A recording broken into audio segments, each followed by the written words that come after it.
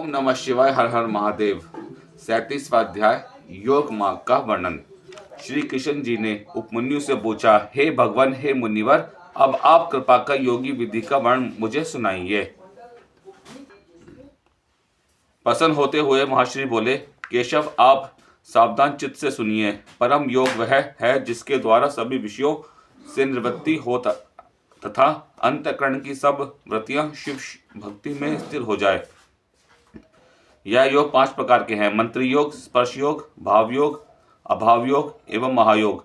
मंत्रों का पूर्ण अभ्यास, उनके अर्थों का ज्ञान और मन की स्थिरता का होना मंत्र योग कहलाता है। यदि मंत्र योग की प्राणायाम द्वारा सिद्ध किया जाए तो वही स्पर्श योग कहलाता है। भाव योग वह है जिसमें जिह्वा मंत्रों का स्पर्श न करते हुए सभी मंत्रों का ध्यान करती रहे।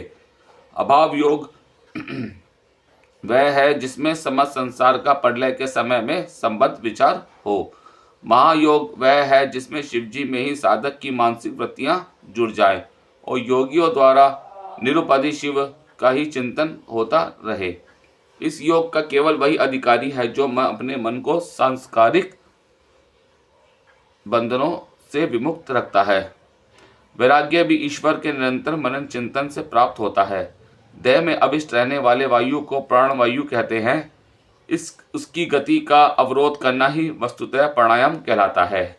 वह प्राणायाम रेचक, पूरक एवं कुंभक नाम के 3 प्रकार का होता है।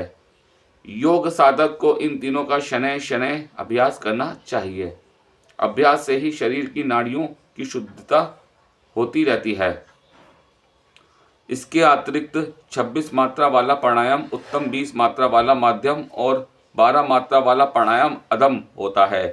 अंगुली स्फोटन, चुटकी बजाने के काल को मात्रा कहते हैं। इसी की गणना द्वारा ही उनकी उत्तमता का पता चल जाता है।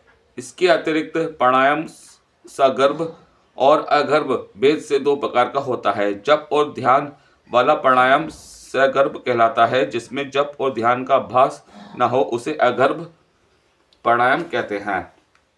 सगर्भ प्राणायाम अगर्भ प्राणायाम से अधिक उत्तम है। योगी सगर्भ प्राणायाम का ही करते हैं। योगी जब प्राण वायु पर विजय पा लेता है तब सभी वायु उसके अधिकार में आ जाती है। अभ्यास से किया गया प्राणायाम शरीर को पुष्ट, स्वस्थ और निरोग बनाता है। प्राणायाम के सतत अभ्यास से कफ, मूत्र, पुरुष आदि सभी अल्प मात्रा में हो जाते हैं। प्राणायाम के पश्चात प्रत्याहार की गणना है।